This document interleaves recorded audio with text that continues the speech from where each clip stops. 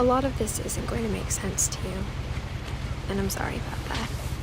I'm just gonna start at the beginning, with the house.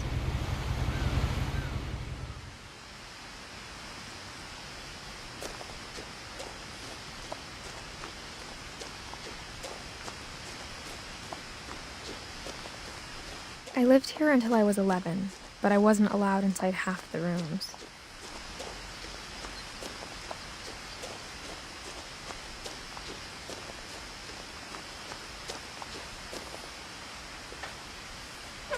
Inside the mailbox were bills from 7 years ago, marked urgent, open immediately.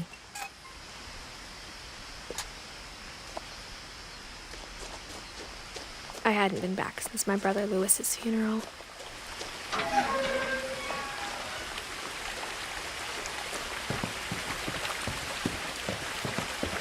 In her will, my mother left me a key, but didn't tell me what it unlocked. Maybe she thought I'd know. Or she thought that the mystery would be enough to bring me back.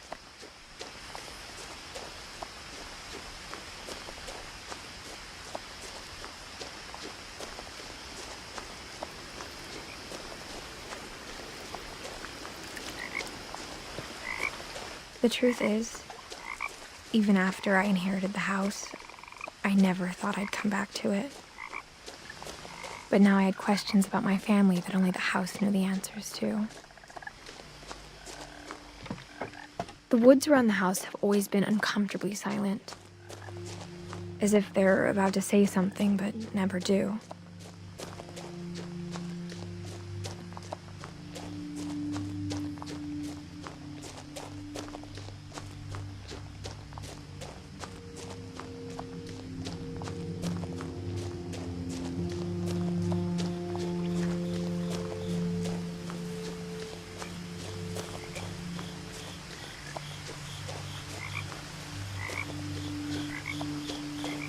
The house was exactly like I remembered it, the way I'd been dreaming about it. As a child, the house made me uncomfortable in a way I couldn't put into words. Now, as a 17-year-old, I knew exactly what those words were. I was afraid of the house.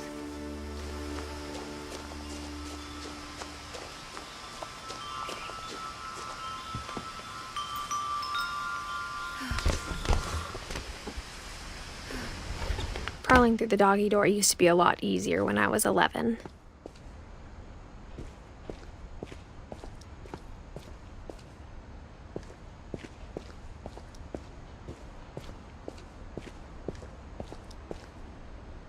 The power had been turned off the night we left.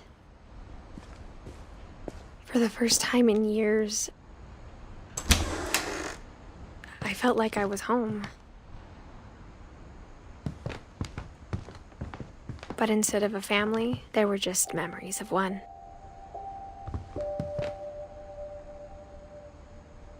Like how only one restaurant would deliver to our house, so we had Chinese a lot.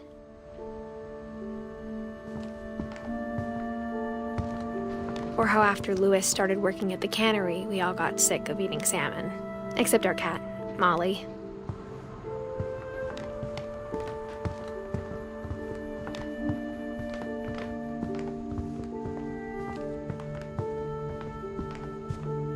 The table was still a wreck from the night we left. It was like a bomb had gone off, killing everyone but sparing the furniture.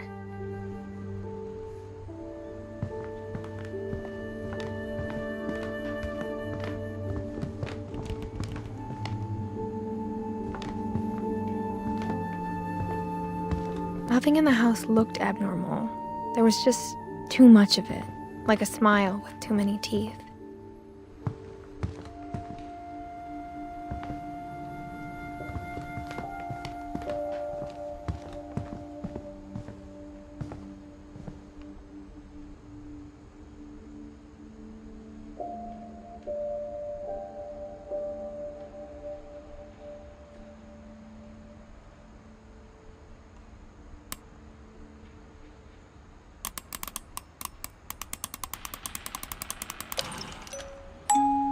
Great-Grandpa Sven built a music box for Barbara, along with the rest of the house.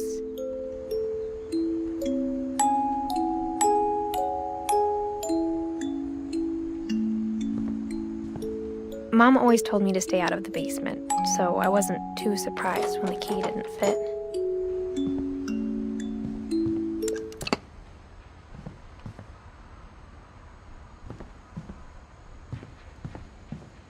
A lot of things got left behind in the whirlwind of that last night.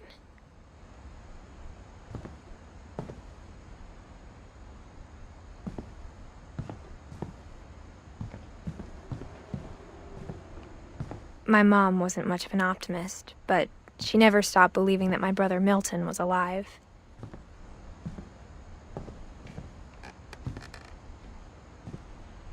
After Milton disappeared, Mom sealed up all the bedrooms. Then Edie retaliated and drilled peepholes.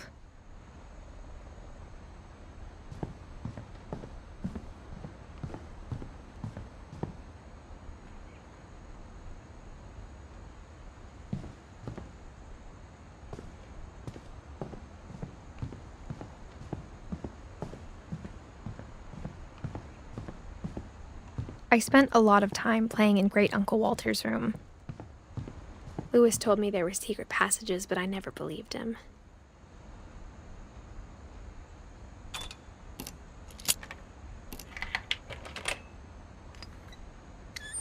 Turns out, my mom was really good at keeping secrets.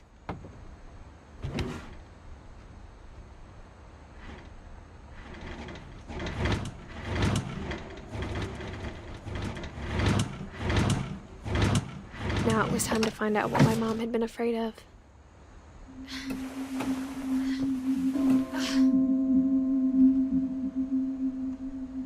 From the paintings on the wall, it was clear my brother Milton had been here before me. Reading this, maybe it sounds like I had a plan, but I had no idea what was behind that door.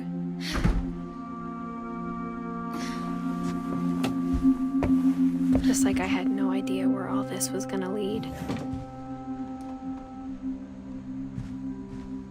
I grew up looking at Molly's room through the peephole. Molly's gerbil had a tiny bedroom with its own even tinier gerbil cage.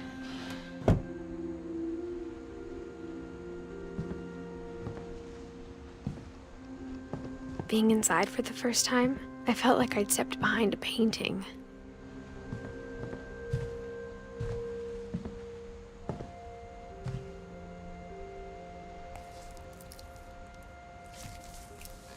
December 13th, 1947. Dear Diary, I'll be gone soon, but I wanted to tell somebody about what's gonna happen. It started when Mom sent me to bed without dinner. I woke up and I was starving, so I looked around for something to eat. The gerbil food was dry, but I didn't mind it.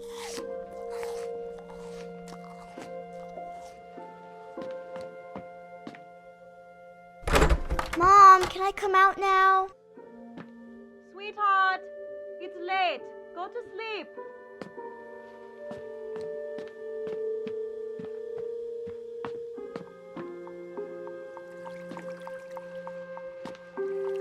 I thought about eating Christopher, but I held back.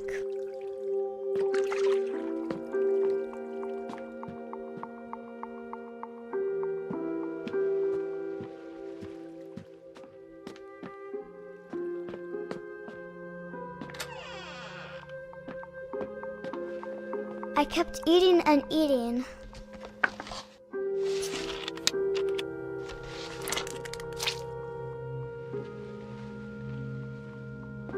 I ate a lot of things that night.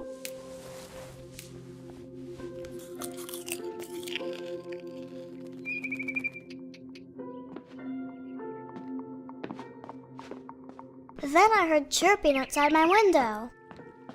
It was a barn swallow going back to her nest. I reached out for her.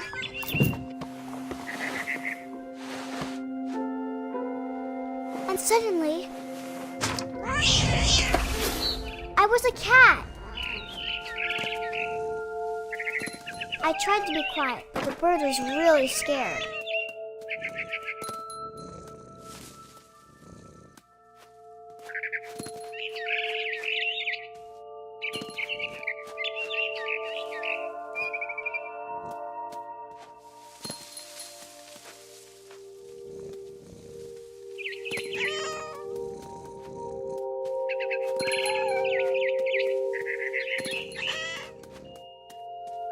I jumped and I almost got her.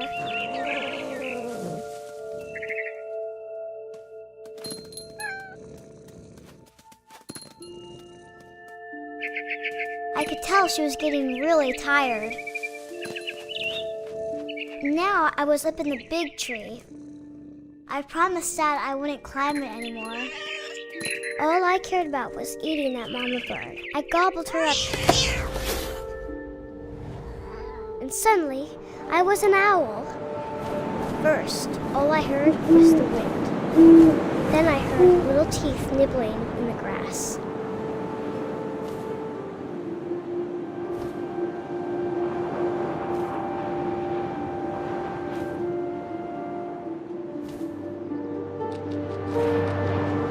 Rabbits.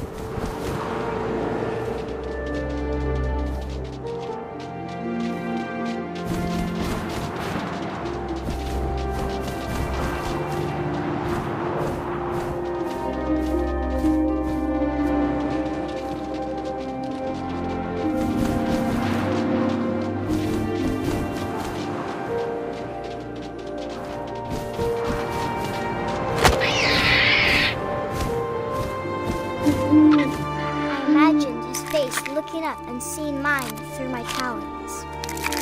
I swallowed him up, and I didn't chew one bit. Then I flew off to find something bigger.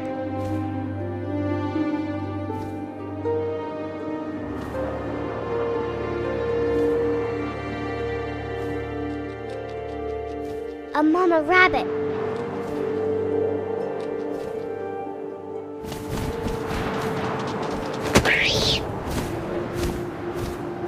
She was almost too big to carry. I started choking, but I couldn't stop eating. And suddenly, I was a shark.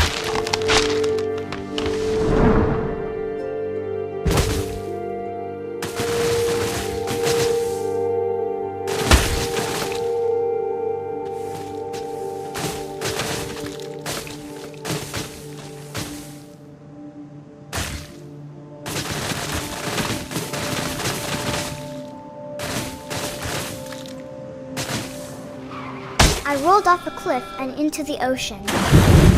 Now, I was hungrier than ever.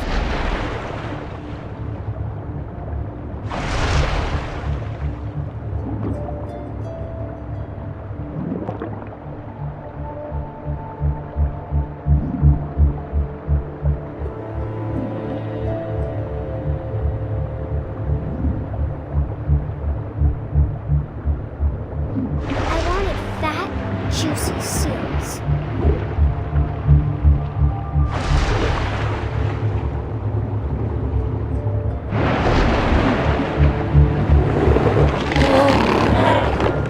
I tore off her flipper, and it tasted really good.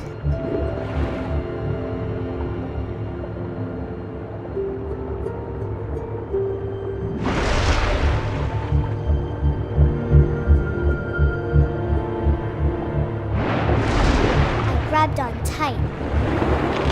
But I was so hungry, I jumped out of the water. When I opened my eyes, everything had changed.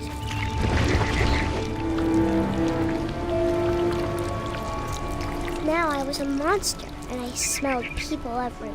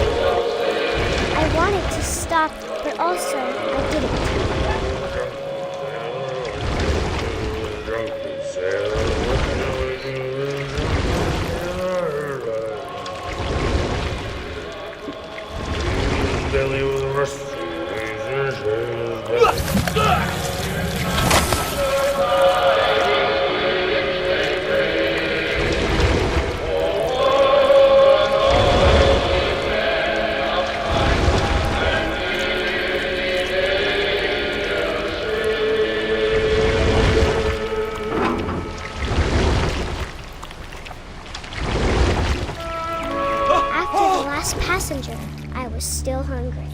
And across the water, I smelled something new. Something I had to have, so I swam towards it.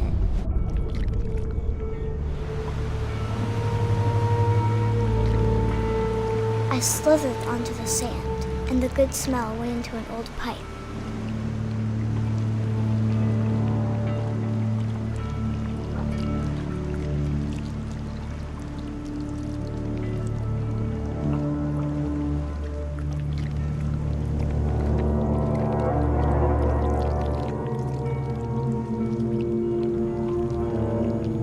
I got closer and closer.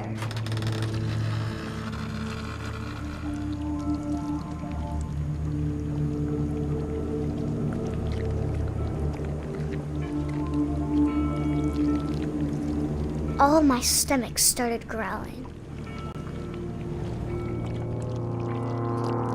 And suddenly, I was me again.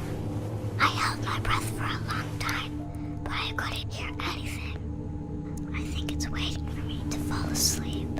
But it's not going to wait much longer. It needs to feed, and we both know I will be delicious.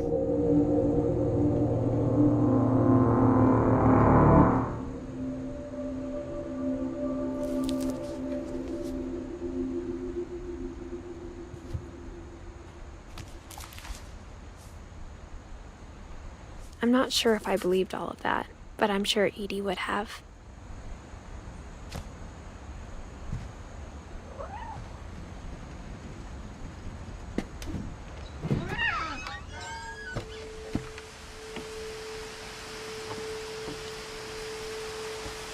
This will be obvious later, but my mom never told me any of these stories. Edie would have, but Mom didn't like bringing up the past. Though, when we adopted a stray kitten, she was the one who named it Molly.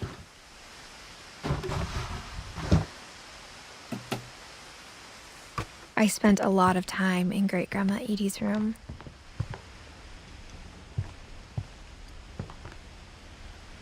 Louis died a week before we left, but Edie had already started to memorialize him. Her room was like a museum.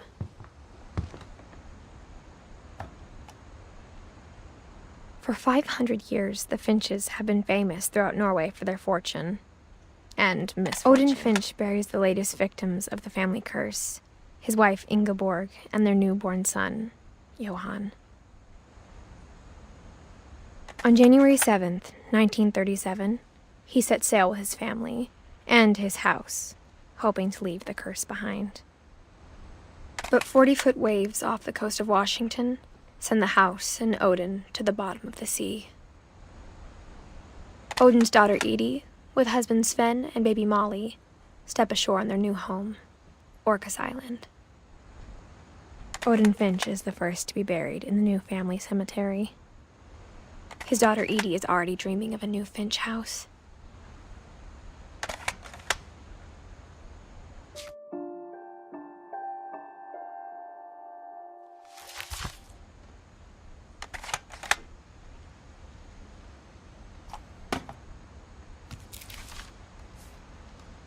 Whatever's wrong with this family, it goes back a long ways.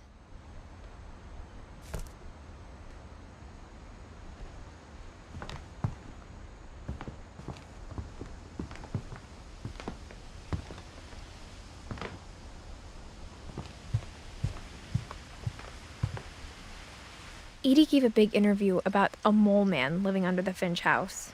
My mom was furious. When Edie told people Sven was killed by a dragon, she could also have said he was building a dragon-shaped slide that collapsed. She could have, but she didn't.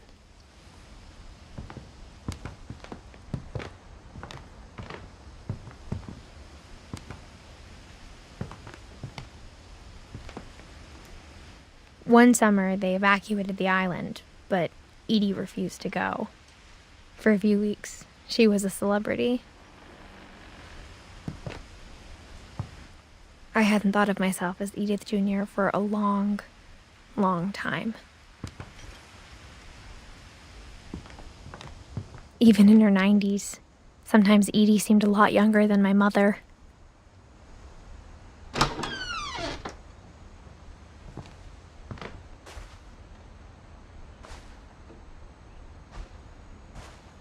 The only trace Grandpa Sam's first wife, Kay, left on the house was the pink bathroom. It was a pretty big trace.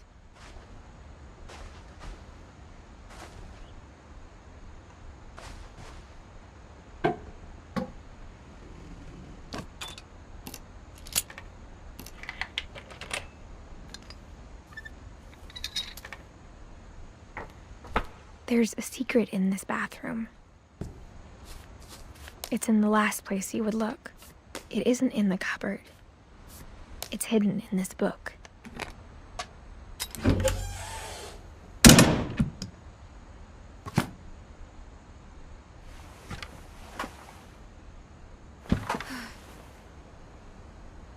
Sven gave Sam an old camera he'd refurbished. He never put it down.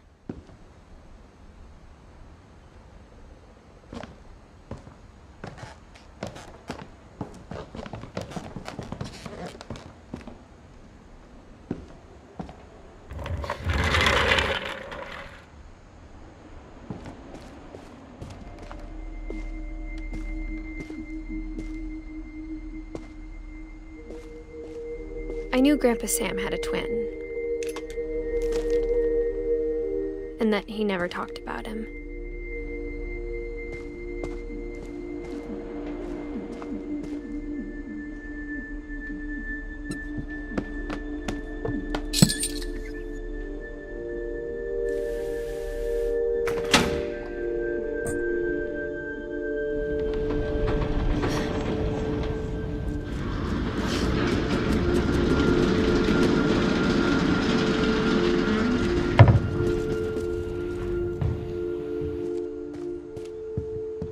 The passages were a pretty tight fit.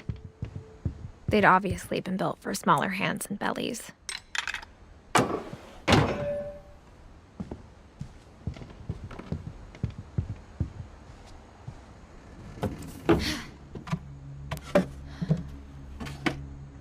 Growing up, I always thought of Barbara as a child star.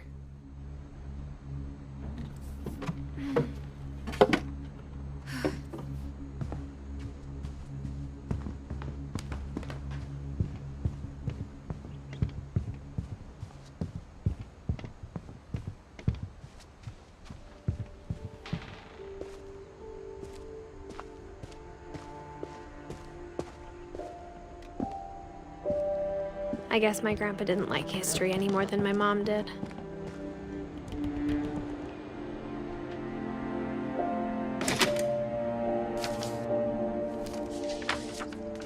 How I Want to Remember My Brother by Sam Finch. The thing I remember is that when he made up his mind, that was it. My brother said he'd die before he ate another mushroom, and he did. At Barbara's funeral, we swore we'd never be afraid again, and he wasn't.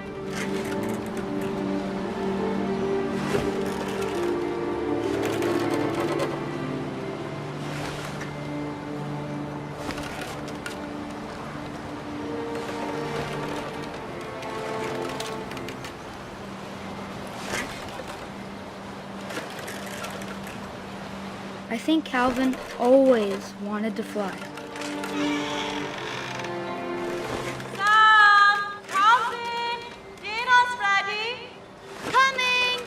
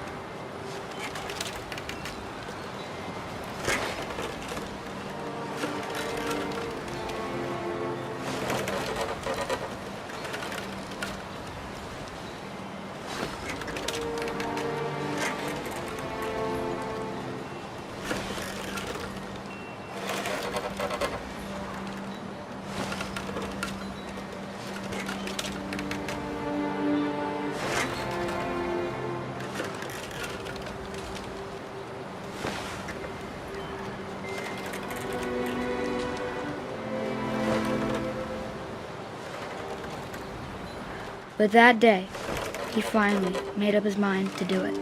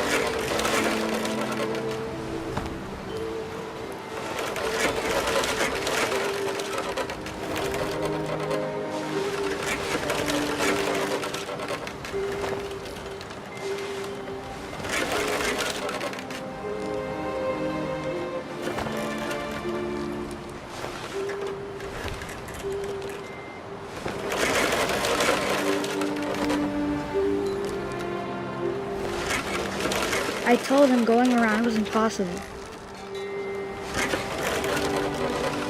Maybe if I hadn't said that. Alvin, I'm not gonna tell you again. Maybe if the wind hadn't picked up. Then maybe he'd still be here. But I doubt it. I think he'd already made up his mind. That's what I want to remember about my brother.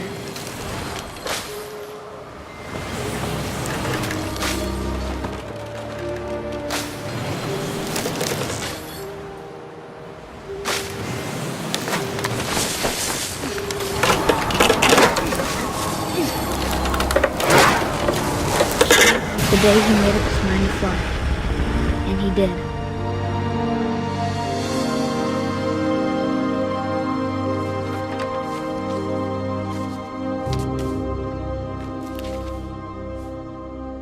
Calvin's story felt strangely familiar. When I was younger, I remember trying to do the exact same thing.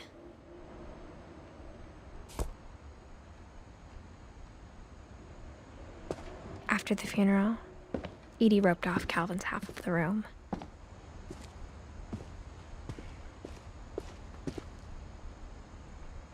Mom said Grandpa Sam enlisted at 18 and never set foot in the room again.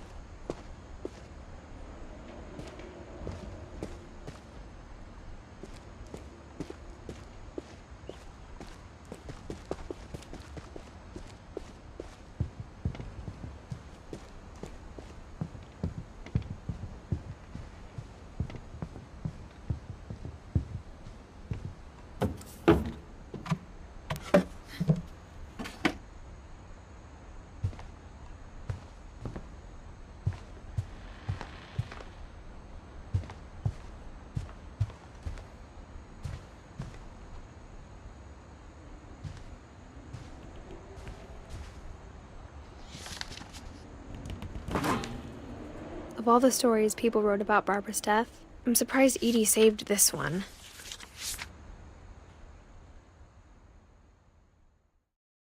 Old Jack here with another ghastly tale inspired by America's most unfortunate family. I'm calling it The Surprise Ending of Barbara Finch. As a child star, Barbara was famous for her scream. Now at 16, she was all washed up, a has-been. But in a lucky break, she'd been asked to perform her signature scream at a local convention for monster movie fans. It was just the boost her career needed. Unfortunately, her scream hadn't aged well. Getting better. I think you just need the right motivation. Her biggest fan and current boyfriend, Rick, was about to demonstrate when... Now that was a great scream. It was Barbara's father, Sven. He'd slipped into a table saw and had to be rushed to the emergency room. So Barbara got stuck babysitting her youngest brother, Walter. Her convention comeback was cancelled. Okay, I'm hearing frustration, but I'm not hearing terror. What if I tried... A gang of hoodlums in Halloween masks have been terrorizing Orcas Island tonight. Police are urging residents to... That came from the basement. You're right! Also, I loved your delivery on that. Why is your basement door locked? Because my dad likes making puzzles and secret passages. There's a key hidden in the music box. The secret is to keep winding and winding until finally the key pops out. Thanks, babe. I'll be back in a sec. 20 minutes later, Rick hadn't returned. So Barbara went to look for him, right on cue. She reached for the music box. And as she wound the key, she listened for Rick, but the house was silent.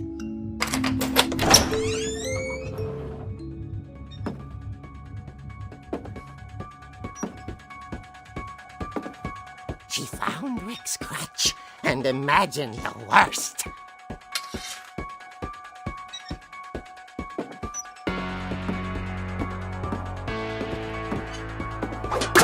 The gang's leader is the infamous Hookman killer, Dr. Carl Hamill, who impaled and then ate his family 10 years ago tonight.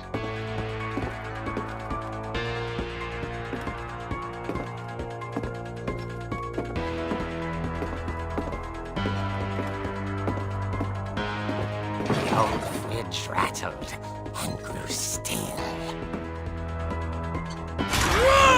Oh dear! Oh! Rick? Barb, relax. I was just trying to scare you to help you find your scream. Well, I'm not scared, Rick. I'm furious. Then act furious. All I'm getting from you now is that you're hurt and confused and She threw him out, but she kept a little something to remember him by. Barb, have you seen my other crutch? And she was still holding it when she fell asleep watching the late picture show. Hours later... Barbara! Walter, what's going on up there? Ah! Okay, I'm coming up, but if this is a trick, you're dead, Walter.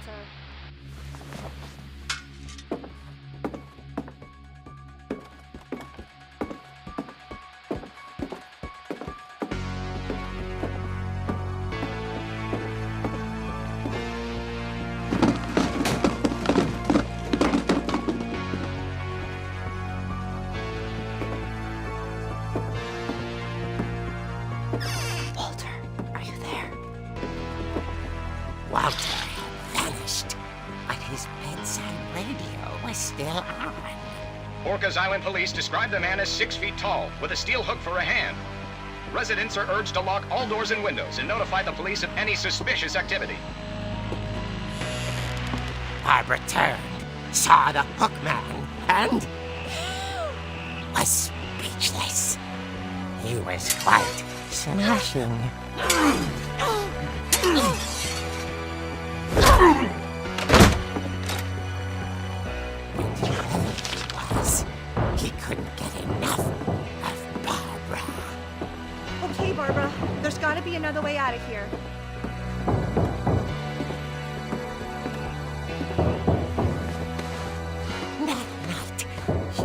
played her part beautifully.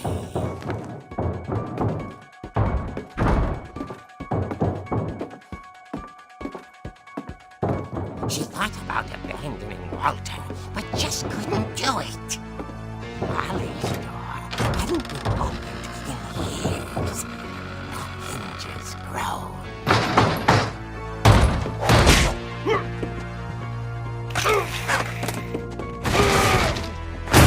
He wasn't moving, but she sensed the story might not be over yet.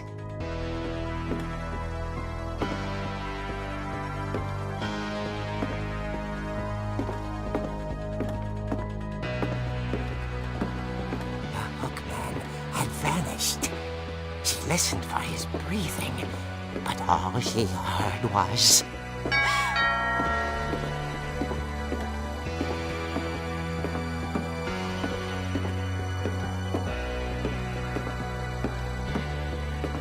At the door, she heard whispering. It was coming from inside the house.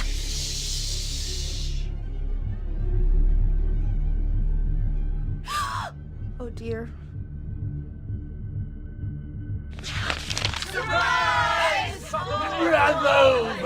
You were wonderful. The monsters had come to surprise her. For Barbara, it was a dream come true. Then she saw what kind of monsters they were, and she realized what was about to happen. She was going to be famous. And with her final breath, Barbara Finch gave the performance of her life.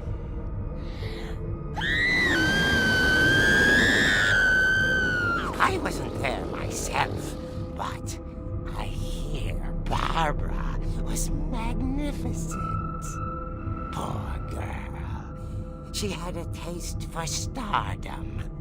But unfortunately, so did her fans. Of course, the police blamed it all on poor Rick, who disappeared the same night. And little Walter, hiding under his bed the whole time. He took it all pretty hard, but that's another story. As for Barbara, tucked inside the music box is all they ever found of her. Her ear. Now that's what I call a real eerie tale.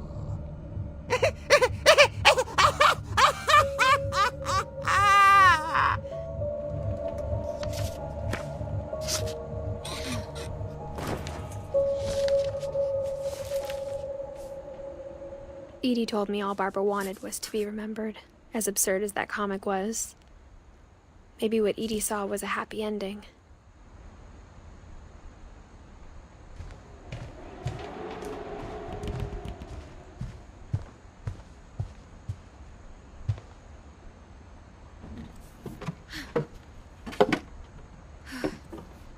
I guess now I know why Mom didn't like me playing with the music box.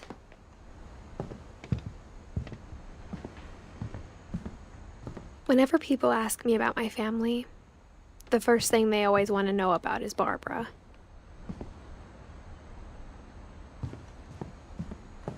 Edie's father, Odin, built the original house.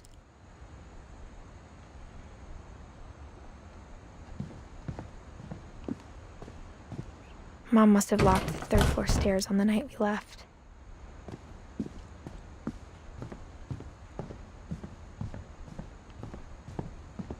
It's funny.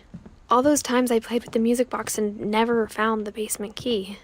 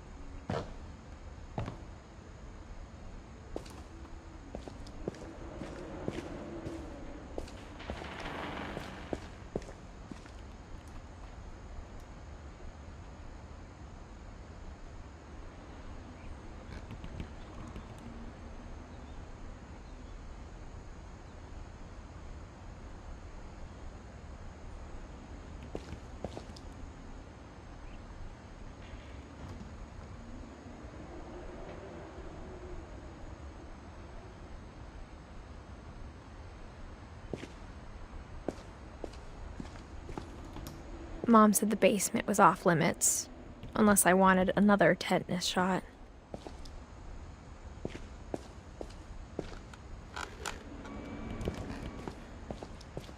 I saw Edie sneak down to the basement once, carrying packages. I thought maybe she was hiding presents. It turned out she was hiding a lot more than that.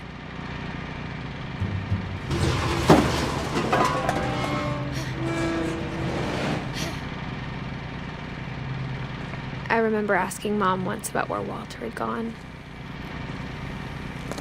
She said after Barbara died, he got as far away as he could. If there's a pattern in all these stories, I think it's that none of us has gotten very far.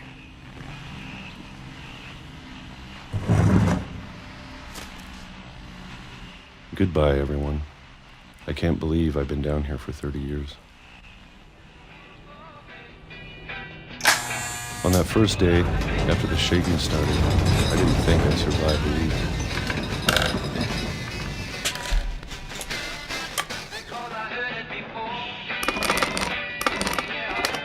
But after a few days, I settled into a routine. That's what kept me sane.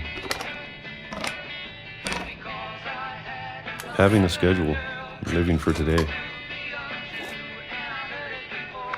I always expected to be dead tomorrow. But if you wait long enough, you get used to anything.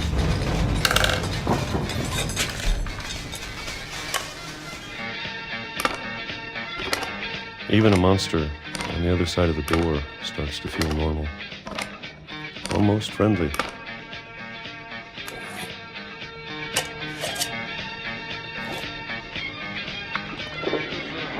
And then one day, everything just stopped. Whatever that thing was, it was gone. Maybe it got tired of waiting. Or maybe I just got tired of being afraid.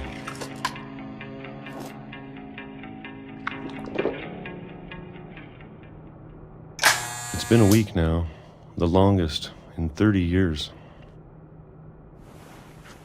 I'm done waiting. I have to leave while I still can.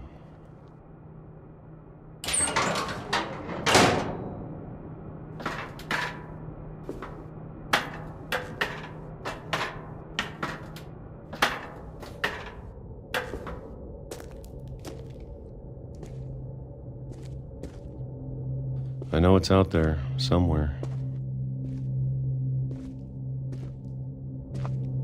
Whatever killed Barbara and Molly and Calvin. Maybe this is all a mistake. But I need to stop living the same day, even if it kills me.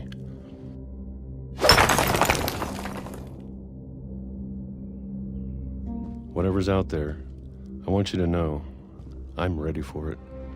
I'm going to appreciate all of it, especially the food.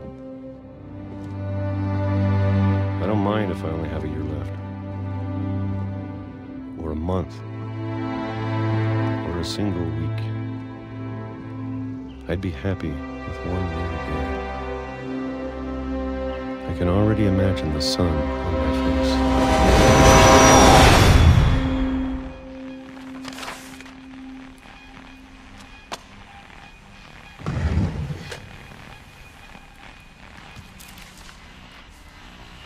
Walter died when I was 6. I can't believe my mom never told me he was down here.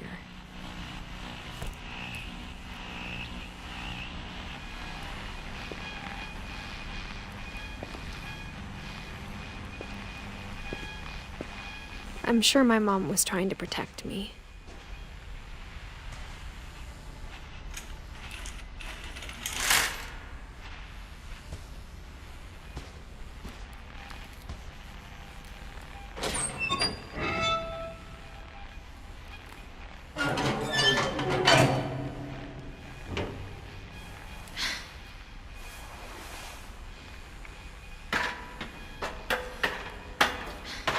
Maybe she was afraid I'd end up like Walter. But if she never told me about an uncle under the house, I can only imagine what else she was hiding. I don't want to make the same mistakes she made.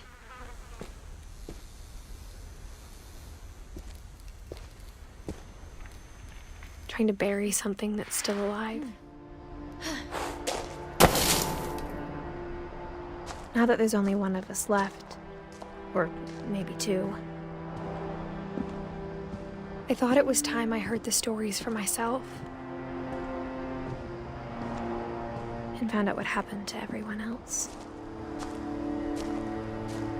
But now I'm worried the stories themselves might be the problem. Maybe we believed so much in a family curse, we made it real.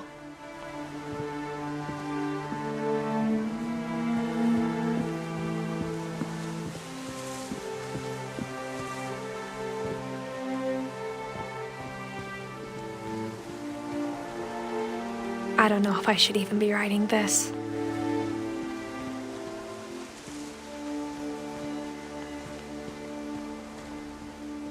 Maybe it'd be better if all this just died with me.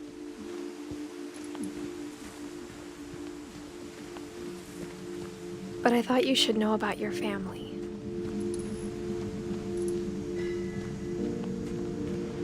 And the history you're a part of.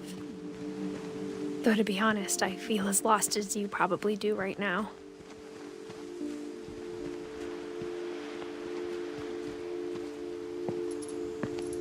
I think the people in these stories believed them, for what that's worth.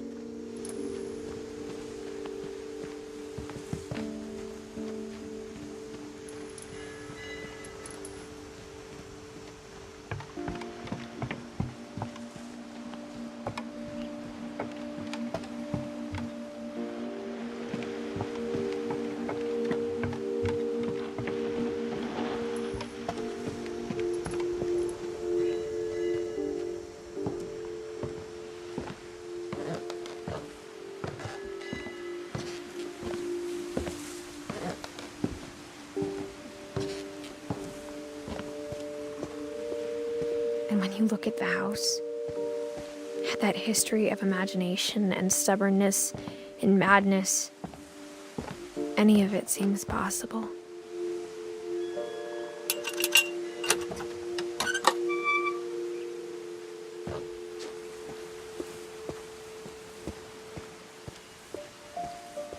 I think we've been surrounded by death for so long, we've just gotten used to it. What kind of family finishes building a cemetery before starting the house?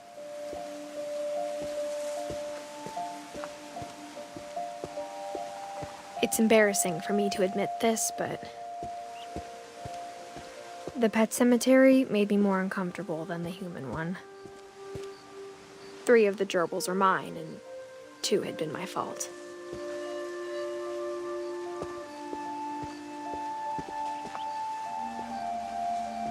Sven built the house, but it was Edie who designed the cemetery.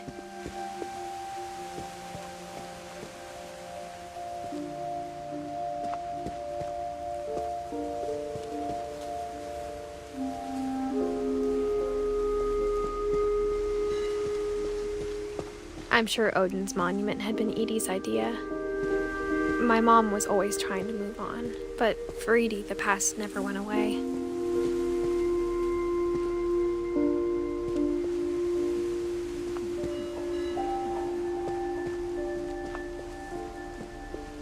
She could see it poking out of the water at low tide.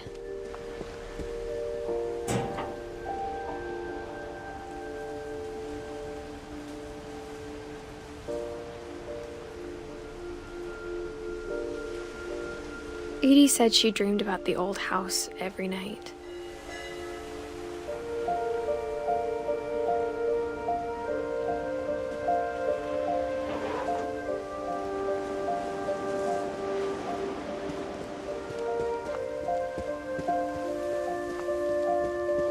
Edie's side was always easier for me to understand. But the older I get, the more I can see where my mom was coming from. Her dad had been pretty strict, but it wasn't enough to save her brothers. She was just trying to do better.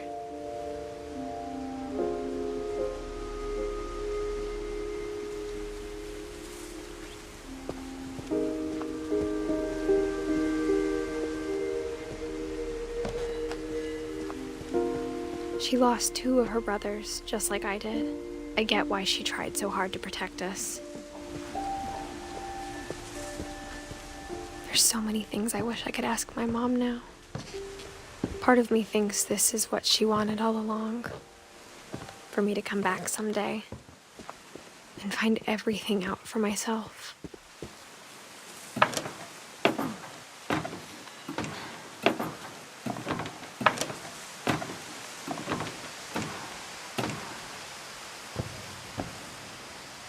But looking back on it now,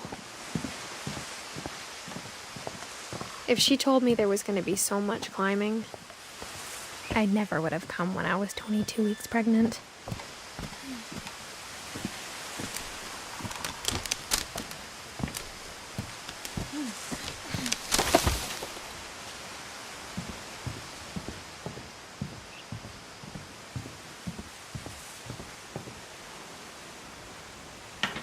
I never met Grandpa Sam, but I think he and my mom had a lot in common.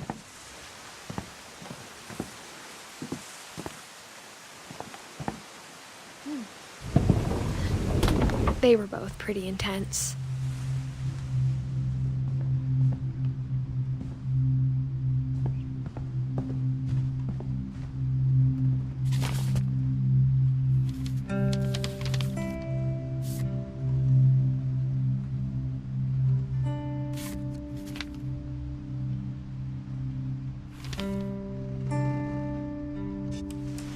Dawn, I promise, you'll never forget this weekend. Yes, sir. These memories are gonna last a lifetime. Am I gonna have to shoot anything? It's a hunting trip, Dawn. Shooting is strongly encouraged. Shouldn't we be leaving?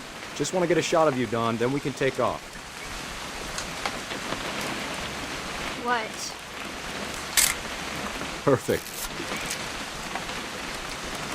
It's gonna rain the whole weekend, isn't it?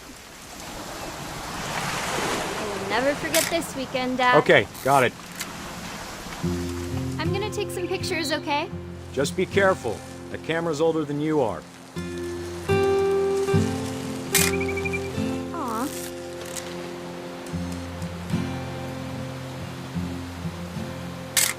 You're right, Dad. It's starting to clear up. Still freezing, though.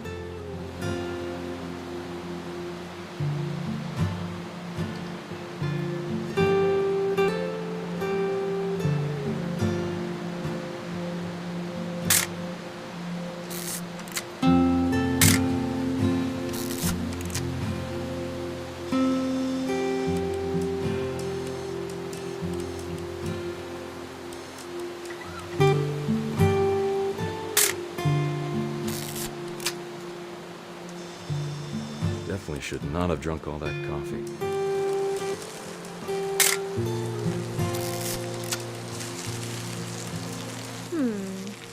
Hey! That's a keeper. I'm just saying, I'm not always gonna be here, Dawn. You'll need to remember this stuff, if you want to survive. I'll be fine, Dad. You know who else thought he was gonna be fine? Some guy who died.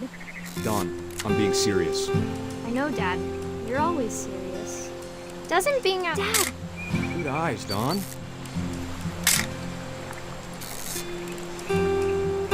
Before you take the shot, let me get a picture of you.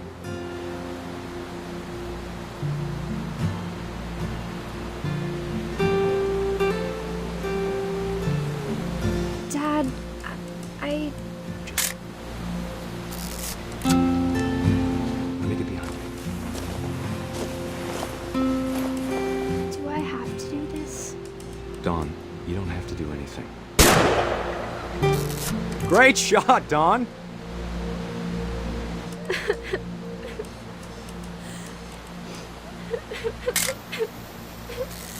I'm proud of you, Dawn.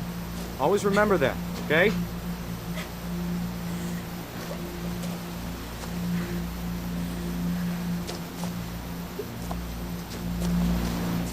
Sorry, Dawn, just gotta reset the timer.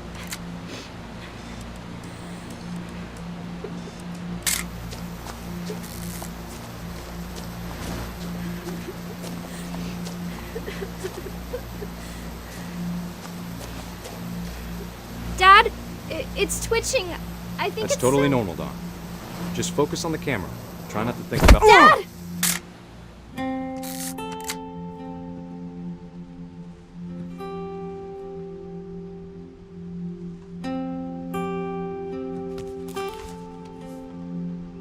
Of all these stories, that's the one I wish most that my mom had told me.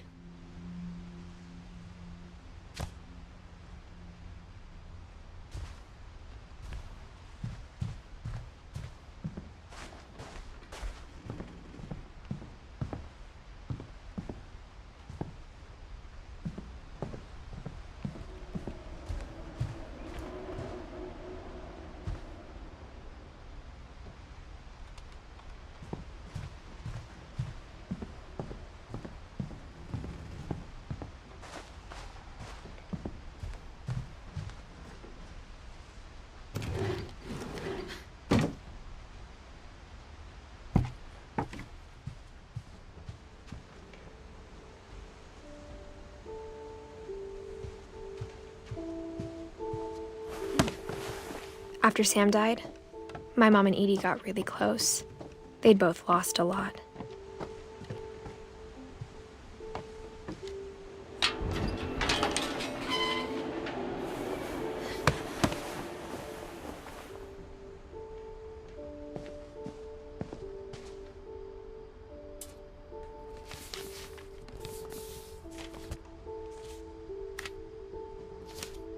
Dear Kay, do you remember the way Gregory used to laugh when he thought he was alone?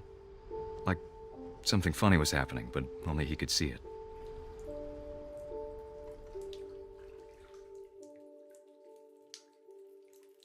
I think he saw things the rest of us don't.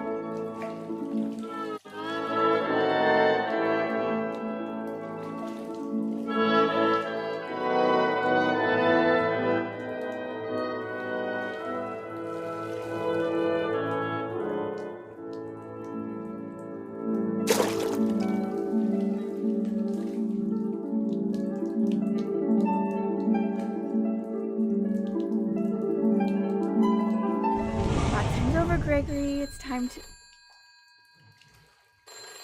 Hold on, sweetie.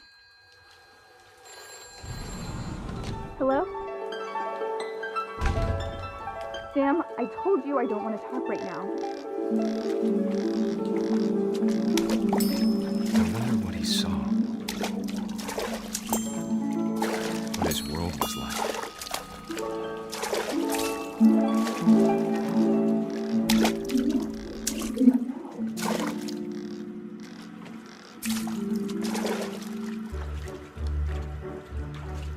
He reminded me so much of Calvin.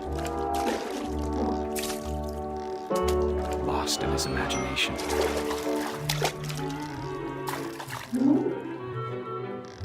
Whatever it was he saw, it sure made him happy.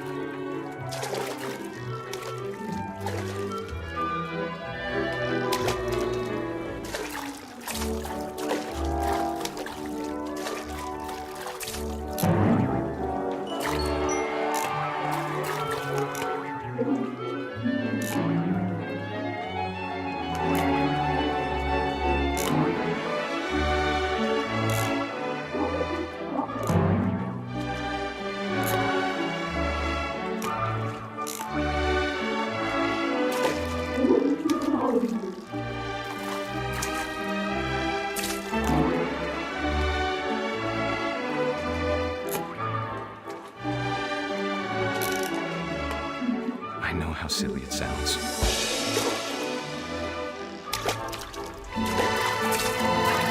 But I worried about the baby being too happy. But I could feel him slipping away. Sorry about that, Gregory. I know you did everything you could. Maybe if I hadn't called that night. Damn it. Hold on, I don't want Gregory to hear this. I wish he could have told us about the woman we saw.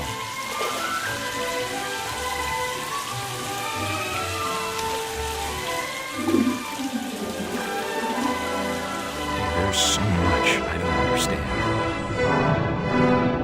about Gregory, about everything.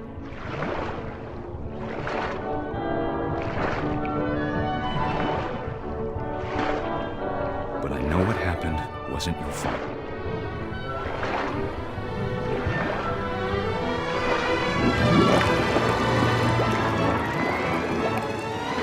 I'm sure he's happy. And he'd want you to be happy too. Good luck, Kay. Love, Sam.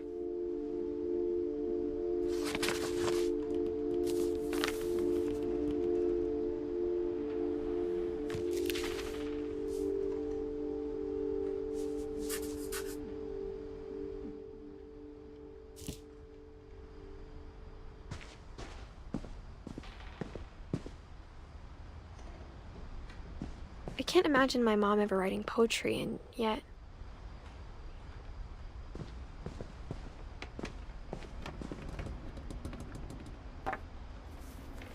A poem for Gus, who always said the wedding was a bad idea. Our father never hit us kids, at least not very hard, before the day my brother said with teenage disregard that he'd be dead before he'd see a wedding in our yard.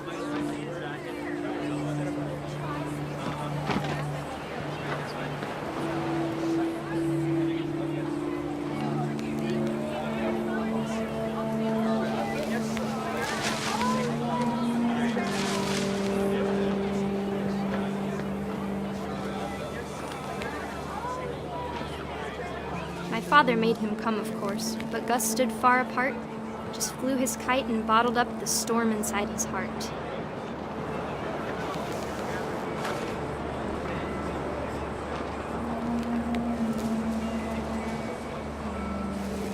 I tried to talk him out of it, but though he'd never met her, "We don't need a stepmom," were the words that I now pronounce you husband and wife. You may kiss the bride.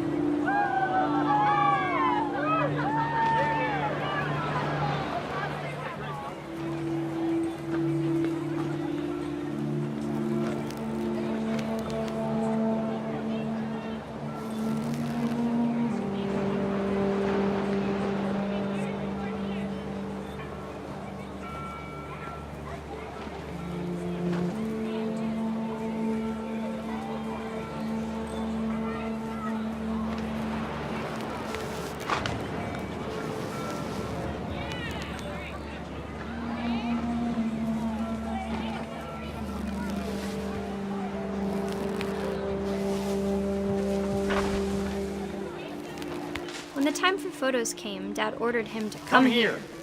But Gus declined, and as a sign held up his middle finger.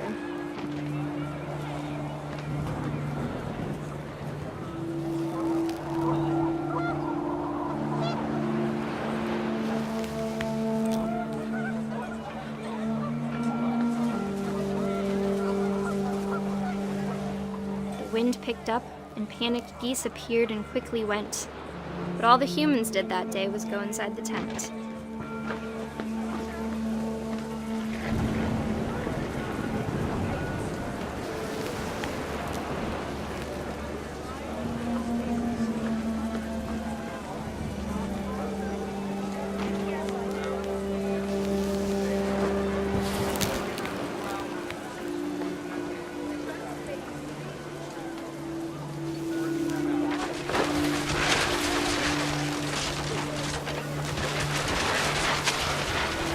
Rain came down in buckets then, but no one seemed afraid that nature might destroy the tent our dad had crudely made.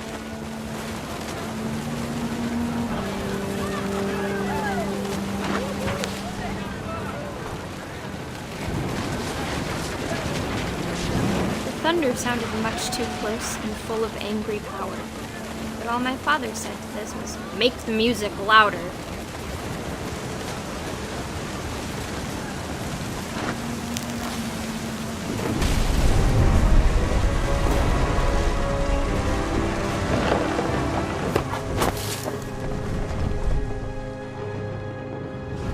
I wish that I could truly say I thought about you on that day. Out there on the beach alone, just you, the wind, the sea, and foam. But I didn't, until we found you.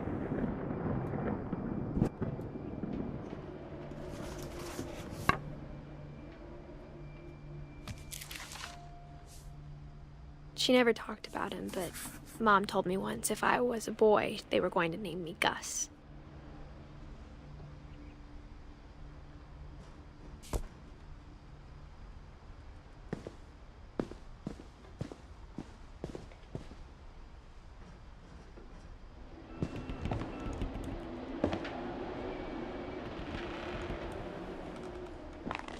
My mom moved up to the loft after her brothers died. At the time, it was as far away as she could get.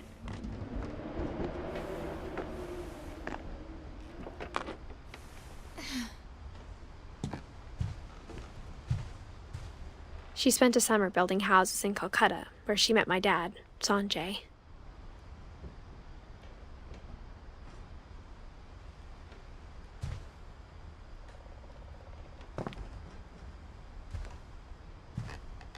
Religion was another thing my mom never talked about, but I think it helped her a lot after her dad died.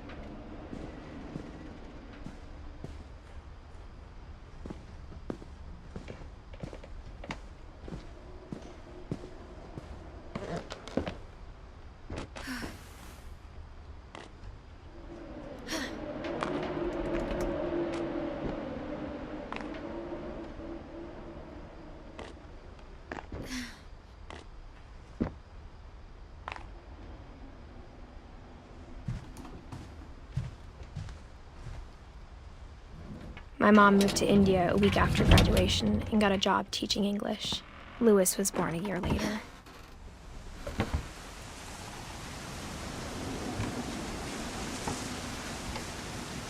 When my dad died, I don't think Mom knew where else to go. I'm sure Edie was happy to have her back and to see kids in the house again.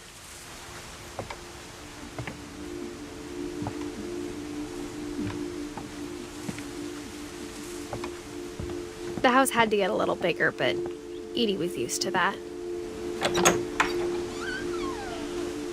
And for a while, things were good. Almost normal.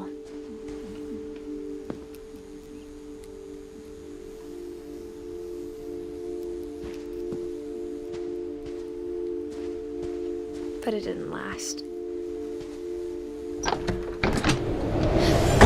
The beginning of the end was Milton's 10th birthday, when Edie gave him a castle.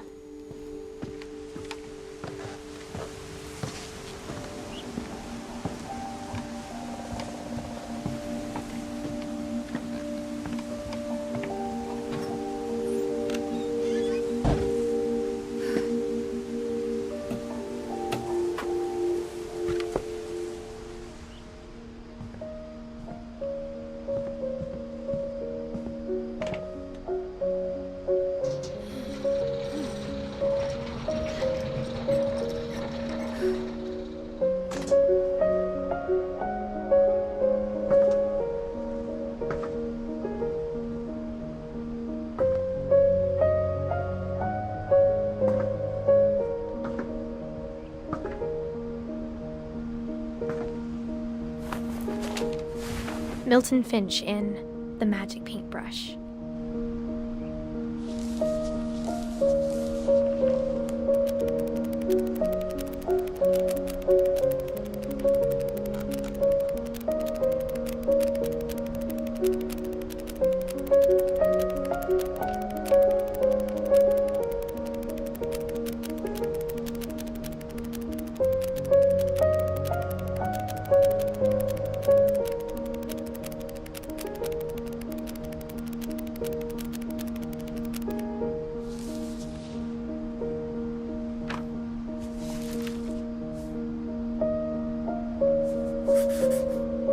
I was 4 when Milton disappeared.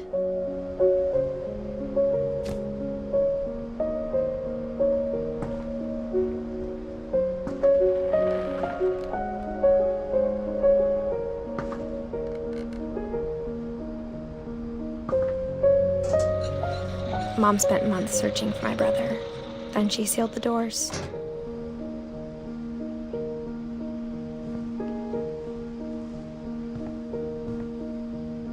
Whatever Milton had found in the house, Mom didn't want it getting out.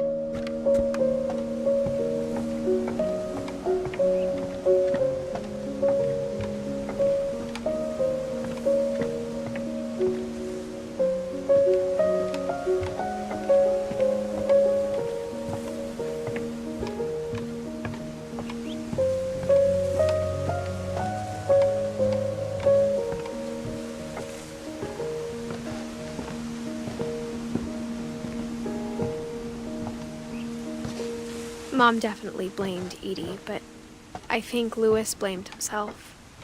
After he graduated, he just spent more and more time in his room, until Mom got him a job at the cannery.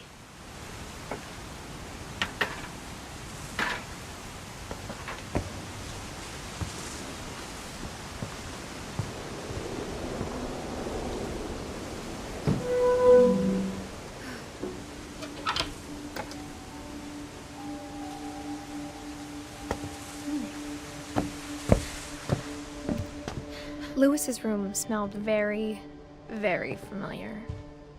That part of him lived on.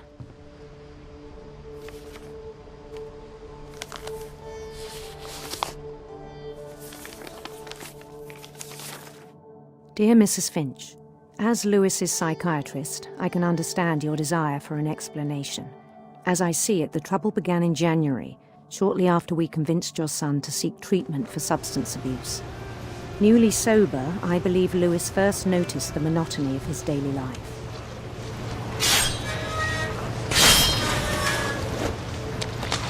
He kept working at the cannery, but he withdrew part of himself. In our sessions, I saw the same behavior. His mind began to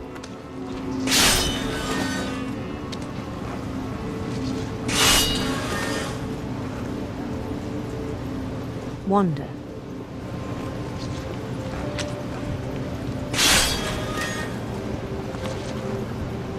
I asked him to describe it.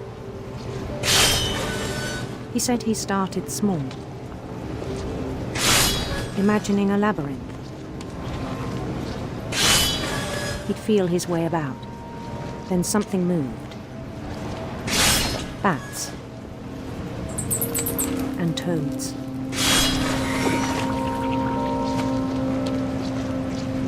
And things that have not names. He knew it was all in his head. But he took it very seriously. I had hoped he'd find himself.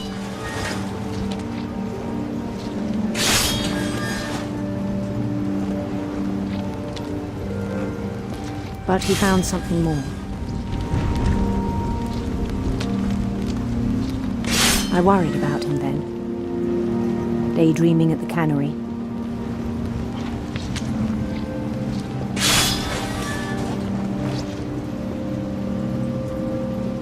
I spoke with his boss, but he said Louis had become a model employee. Methodical, tireless, focused. Like a whole new Louis. So I let him go on.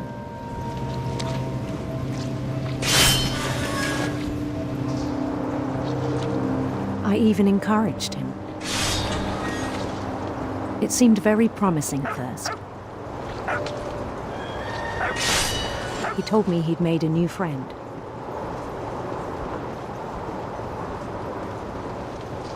On the edge of a city he named Louis Topia. He built the city up slowly, brick by brick. Then he made musicians.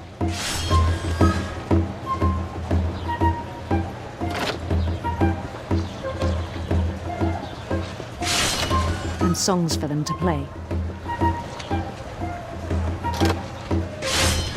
He talked about starting a band. And he was always humming something. Every day his imagination grew stronger.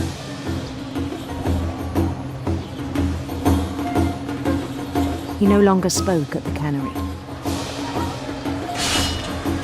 But his chopping was as reliable as ever. Then one day it struck him.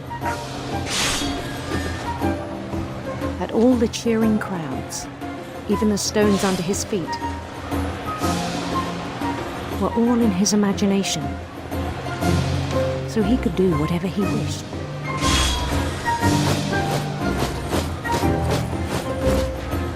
He held an election for mayor, and he won. They begged him to stay, but his mind was already wandering. It became a game for him.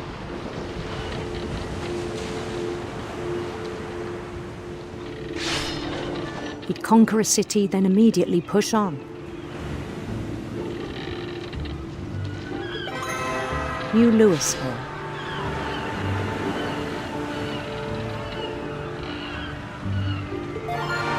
St. Louis. He started drifting away from our reality.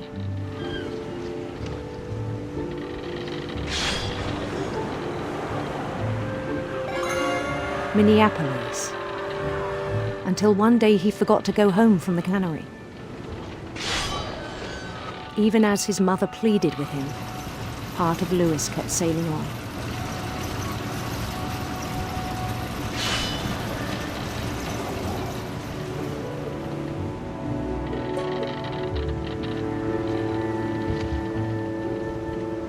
In Louisburg, he heard rumors of a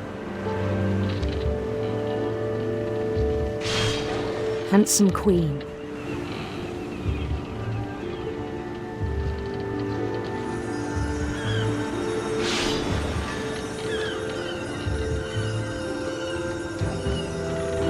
The queen was on her own quest for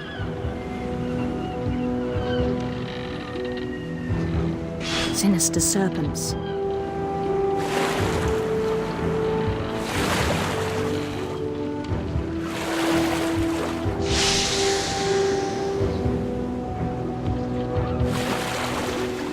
He followed the sound of her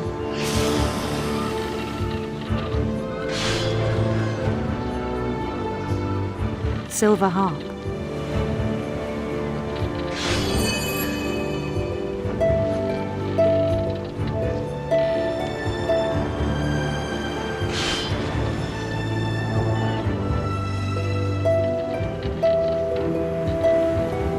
His chase led him to a golden palace east of the sun and west of the moon.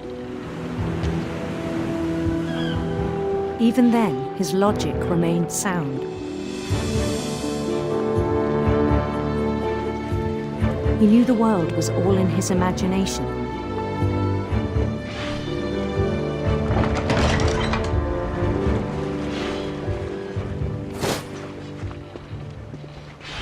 But he was so proud of having created it.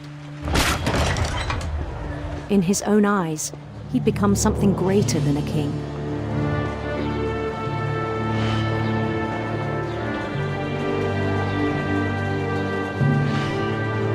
For someone who'd never known success in the real world, I think it was overwhelming. And then it struck him. that the real Lewis was not the one chopping salmon, but the one climbing the steps of a golden palace.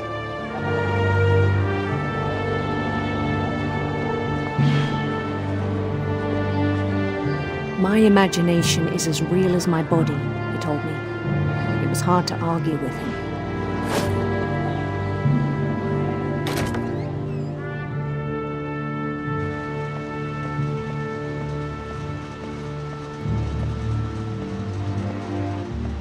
He began to forget the world we know.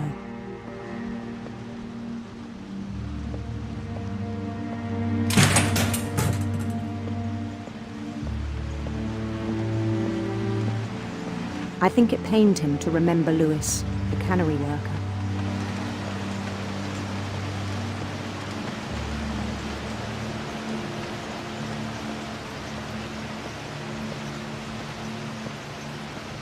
He began to despise the man with a royal contempt.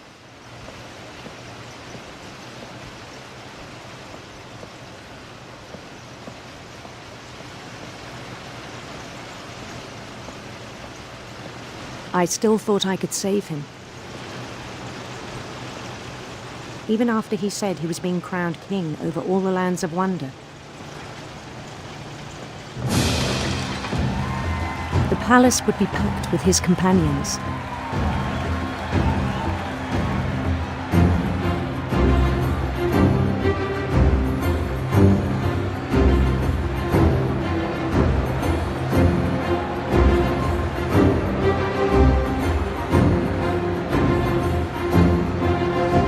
Including the wise Calico who'd insisted on advising me.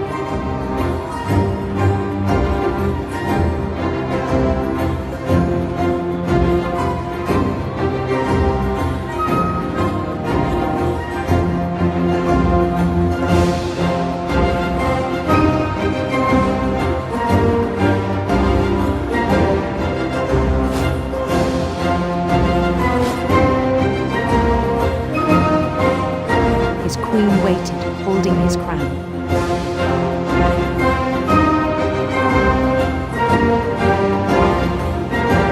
There was only one thing left to do.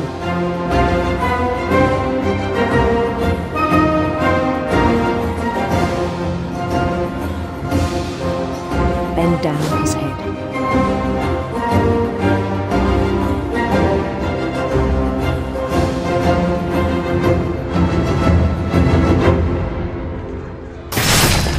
The rest I think you know.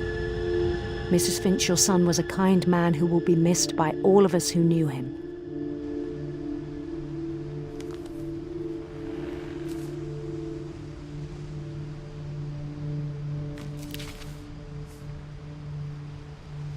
My brother was really cool. I wish you could have met him.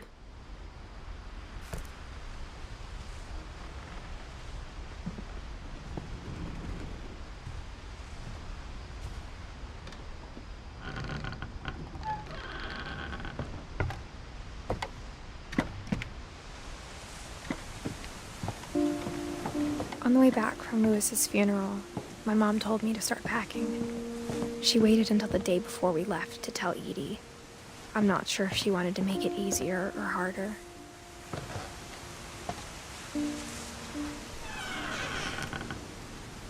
I wish we'd stayed. But I understand why we left.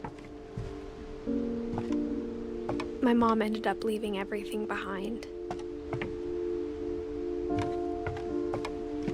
What happened that night had been coming for a long time. Maybe it should have come sooner.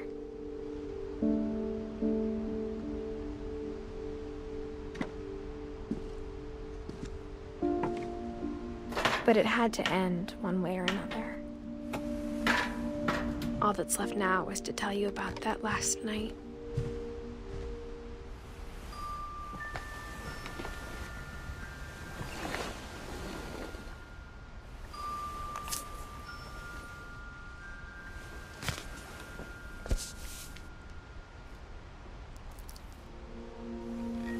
That whole last day, Edie just watched us pack and didn't say a word.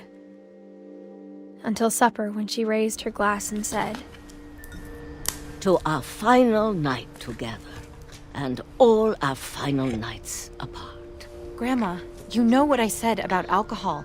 Some of your medications are very Edith, specific. I left a present for you in the hallway. Why don't you go open it? The grown-ups have to argue now. I'm sorry, you're right. We're all leaving tomorrow. Let's just enjoy our last... I'm not leaving. Edith, you're excused.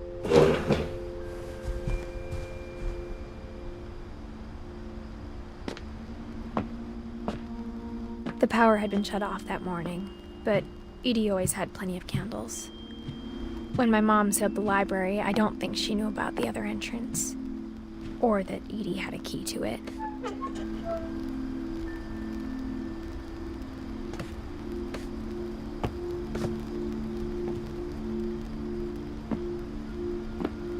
That thing you're afraid of isn't going to end when you leave the house.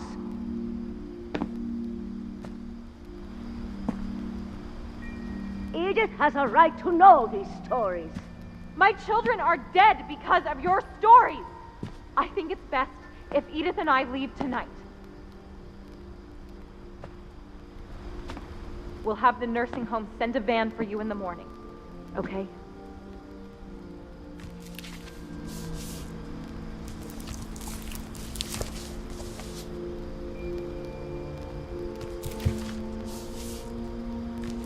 Dear Edith, there's so many stories I wish I could tell you, but there's only time for one. This is about what happened on the night you were born. That night, the tide went way, way out. It was the first and last time I ever saw the old house aground. There'd been an earthquake out in the middle of the ocean. They called it the lowest tide in 1,000 years. God, it smelled awful.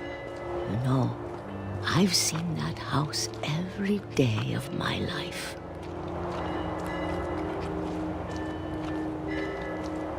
But I never thought I'd go back to it. When the fog rolled in, I lost my way.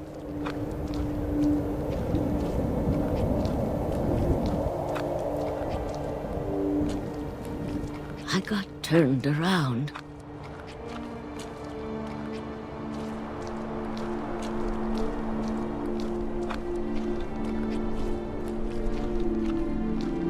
I started seeing things.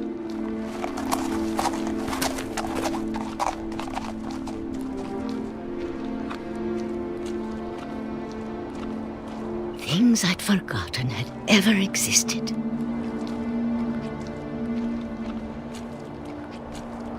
But when I saw them, they felt like old friends. That night, a lot of things came back to me.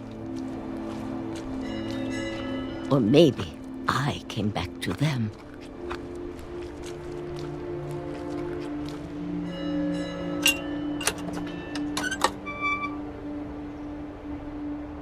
Things I can't explain, but that I need you to try and... Edith, what are you doing in here? It's mine. Edith! Mom, you're gonna rip it! Let go! I kicked and screamed, but Mom dragged me to the car. I never saw Great-Grandma Edie again. The next morning, the van came to pick her up, but she was already gone. After that, we moved around a lot.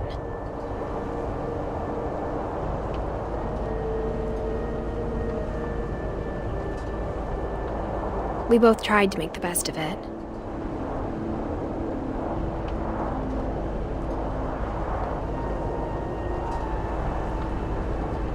A few years went by.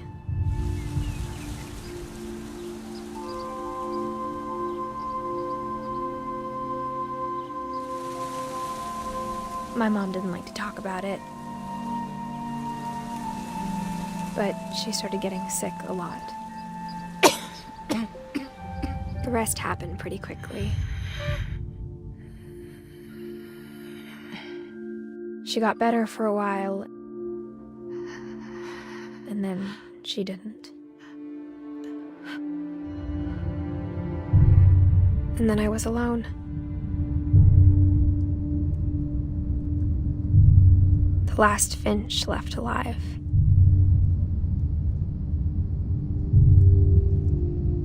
Until I found out about you. I'm still not sure what to tell you about all this.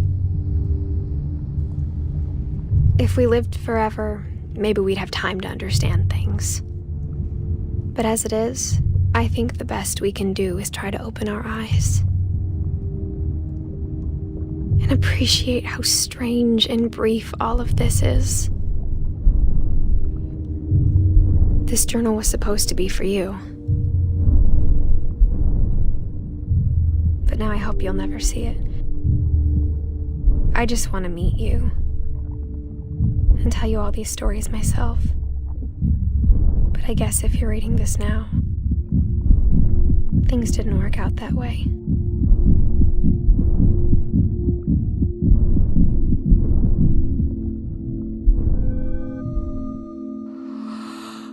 This is where your story begins. I'm sorry I won't be there to see it. It's a lot to ask, but I don't want you to be sad that I'm gone. I want you to be amazed that any of us ever had a chance to be here at all. Good luck.